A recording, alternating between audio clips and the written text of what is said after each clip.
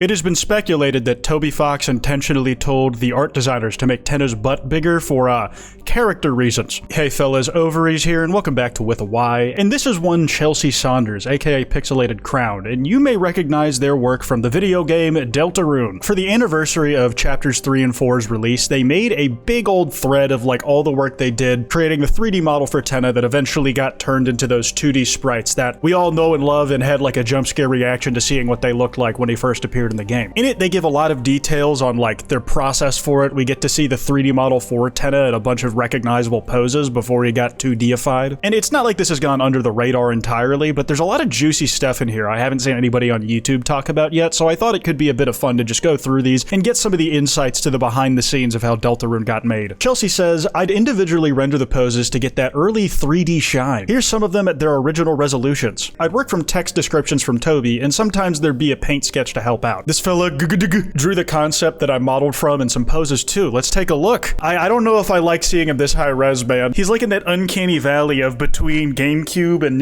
Nintendo 64 3D resolution. And like all of these sprites I recognize from the game, and it's interesting to like see them as individual poses. Like you don't have to do like a full 30 FPS animation for these because you know they're going to be tweened into sprites later, which have like lower frame rate animations generally anyways. I remember when I did sprite animations on like Macromedia Flash, I'd like run them on like doubles at like 24 FPS. I don't know why, but I thought I was a genius because I'd like set it to 40 FPS and then run it on 3s. Also, if you're enjoying this video, it'd mean a lot if you drop a like and subscribe with notifications on. We're really close to 300k and it means the world when you guys do. I appreciate it. I had a lot of fun pushing myself to match the dynamic poses Toby had in mind for Tenna. Making him so crazy and expressive was something I couldn't have done without his prompts. He'd draw the faces on afterwards too, which really brought Tenna to life. That's like one thing about Toby I always thought was like a neat quirk where he insists on doing at least the talk sprites on his own, and to hear that he like did the expression work for Tenna after the fact is very funny. And because he has that reputation Temmie revealed of physically acting out poses he wants animated a certain way, I'm just like imagining him in every single pose that we're being given of this 3D Tenna model, especially this one of him on his knees crying. It's just like very amusing to imagine like a talking dog doing that shit. Here are some of the paint sketches Toby drew to help me with specific Tenna poses. I love seeing his drawings, lol. Genuinely really good and evocative. So these are the poses he gave to Chelsea, but also with notes on like what to change about it. 1, he just seems relatively happy with. 2, like it seems like this is a better version of like the rough he was given. This pose needs work, but the basic idea is correct. Bro, he got the knees turned inward on the pose like they're shaking and he's scared as shit. Hiding penis absolutely pussy mogged.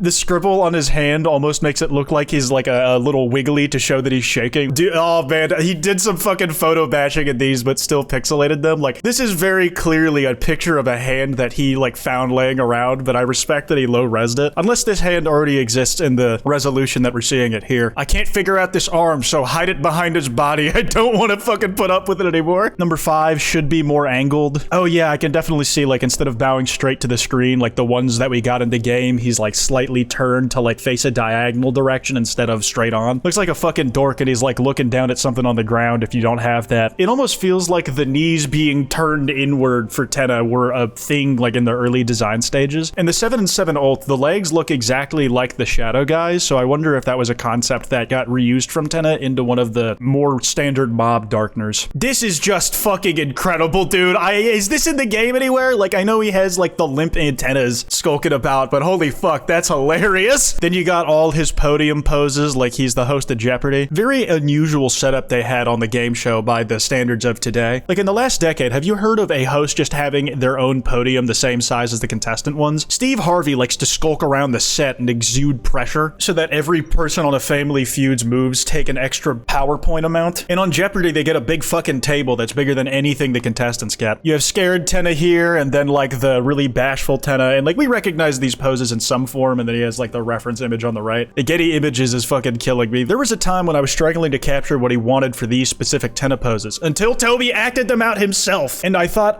it's like that. I understand. And then I was able to make them how he pictured them. And these were the final results, I take it. Do you think Toby hit this fucking deep of a lunge when he was showing that? He's not exactly competing in the Olympics, but like if you can hit that wide of a stance, man, that is impressive. When looking through the renders and choosing what to share, I laughed at these two. Remember when Tenna had a gun? Remember when he bent over in a very specific way that that might remind you of another different image? No? Maybe you don't. Well, don't worry about it. He did have a gun when he was like in the cowboy minigame. And this was specifically so he could just fucking cream all over Spampton. Jesus. Why am I phrasing things the way that I do, man? Maybe I need to go to like speech therapy or some shit, or get a degree in English. Just expand my vocabulary and use words properly. These ones are cute. Tenna is pretty cute sometimes. Has anyone ever thought this? Actually, before people knew he was going to be a strange 3D sprite the whole time, I was worried people wouldn't like the style and it'd sour people's views on him. I'm glad that didn't happen. I do remember it being like incredibly shocking for me the first time I played through chapter 3, and I remember there was like a compilation of like reactions people had at not expecting him to be 3D at all. But I think like as people got to sit with the character, like they were just so endeared to his personality that him just being completely visually different to anything else on the screen was just very entertaining by the end of it. Toby thought it would be funny to have Tenna do some really smooth mocapped animations sometimes, specifically free to use ones that often pop up in other things. An extra funny part to me is how many frames these take up in the game and how his tails are stuck to his legs. Holy fuck, I never noticed that, dude. Yeah, they're just a texture on the back of his thighs. I used to know like what program these were like a default preset in. I forgot because I knew it closer to chapter 3's release. But he kicks so fast in the game that by the time he returns to like neutral fighting stance, you don't even notice that the tails were off his legs at all. Like the motion hides the shit they were doing to make it work. Speaking of mocap, Toby wanted Tenna to use custom mocap animations as far back as 2016. 10 years ago. I got an Xbox Kinect at the time and learned how to set this up, but then never used it. Here's a look at messing with mocap stuff again in 2022. So normal. That's really fucking funny, man. It is crazy that they've been like actively at work on this character for that long. One funny thing about the Kinect is that it was a complete flop, maybe not numbers wise, but cultural impact wise when it comes to gaming. All its uses came in fields outside of gaming. Like there was some early application of it in medical technology. If you like go on ghost hunting videos, you'll notice that like one of the tools a lot of them use is just an Xbox 360 Kinect hooked up to like a bunch of wires so that you can read a live output of it. And I'd have to double check my sources on this, but the Xbox One Kinect, the follow-up to the 360, was supposed to be doing all the things the 360 Kinect was doing well, and it of course shit the bed with gaming as well. But from people I've talked to, apparently it's also worse than the 360 at the things people actually want to use it for. I have like a 360 Kinect sitting in my closet. I haven't tested it in a long time, but I think it'd be really funny to try messing around with some of the stuff that I've seen people do with it. Don't bother trying to help him here. He's just being dramatic. Once again, an animation that only at all gets used for Spampton shit, and I really do appreciate slightly sped up GIFs. He's just writhing in pain like a complete goddamn drama queen, man. Like the bee sting that gives you the highest amount of pain every nerve in your body can feel can't hurt that much. Chelsea says, I particularly like these poses. I think I improvised most of these just based off the context they get used in. I always liked posing his tie and coattails as if they were also part of his body he could move, which I guess they are. Yeah, he can at will make them stick to his ass so he can hit a cleaner kick without them draping over the front of his leg. What is that, a rat? Oh shit! After I rendered out the individual poses, I'd force the color palette to be limited to just a few shades, and then I'd shrink the result down to pixel-sized sprites. Like these! I tidied them up a little, but they'd really get improved on the pixel scale by Clairvoyeur. Cool. Spriter's Resource, eat your heart out. I don't actually remember seeing some of these sprites in the final game. Like, I'm not entirely sure where, like, the pose of him on his knees got used. I'm sure it's in there somewhere. And then him, like, throwing up the salute, I also don't recognize. But it's really cool to have all of these, like, just right in front of you in the flesh. And I didn't know that the flower sprite was technically separate from all the instances it gets used. But I guess it makes sense because he uses it in a variety of poses. It's usually, like, when his nose is sticking straight up. Like, it's in this one and in this one, I think. As well as Tenna sprites, I also worked on his intro movie. Seeing people be completely overloaded by this on first playthroughs would always make me laugh. In-game, there's a ton of extra editing done by Everdread, but my unedited cut looks like this. Oh fuck, I gotta see this, man. Give me the raw dogged version without any of the, like, overlays and filters.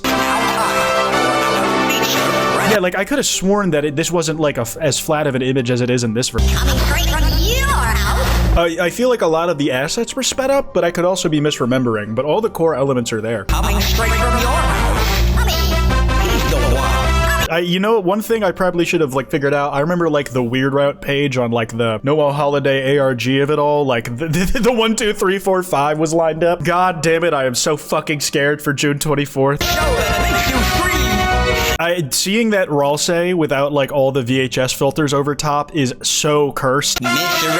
Antenna's TV show.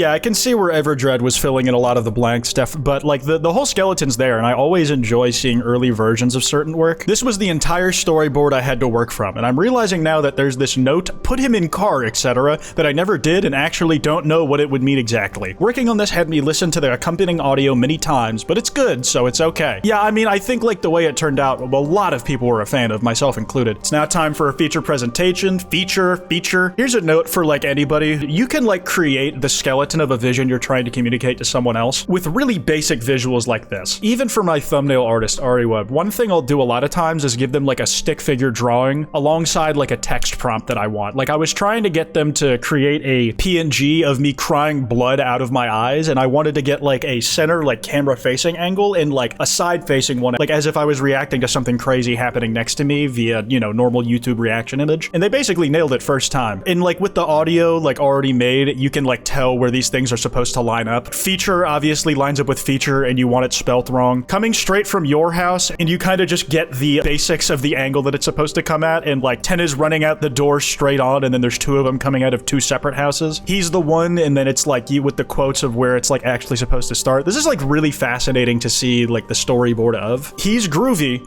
and never glooby. Note, put him in car, etc. That etc. is haunting. Like that's free license to go a little batshit wild if the person you're handing this off to is feeling creative. You can't get this from an egg, and it's just a hand holding a gun PNG, very poorly cropped, and it's just a red rectangle to represent Tenna's suit, but it's very clearly the rectangle tool in MS Paint. The sensation of your screen. And then this Ralsei 3D drawing is fucking killing me, dude. Like, look at this shit, man.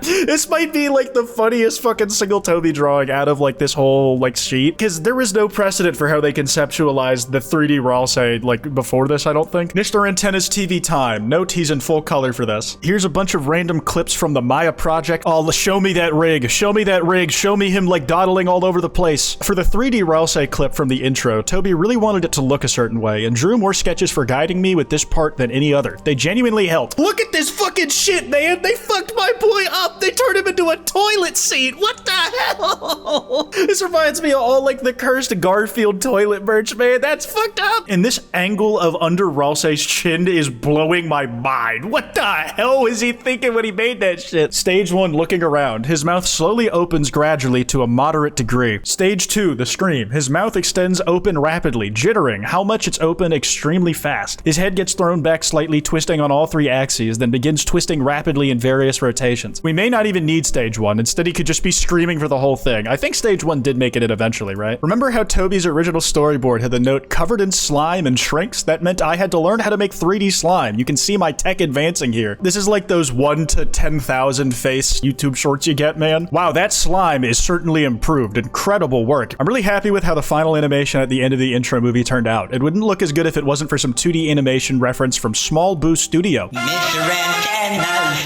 TV time. That was a really entertaining read. The Tenna figure is now out on Fangamer. Thank you once again to Chelsea Saunders for giving us this behind-the-scenes look at like some of the inner workings of Tenna's development and his appearances in Chapter 3. It was very novel and cool to look at the creative process of someone who worked on one of my favorite games at the moment. That's all I got. Be sure to follow me on Twitter at @withAY. That email's in the description if you guys want to send me any video topics. Be sure to drop a like and subscribe with notifications on. Anyways, piss off.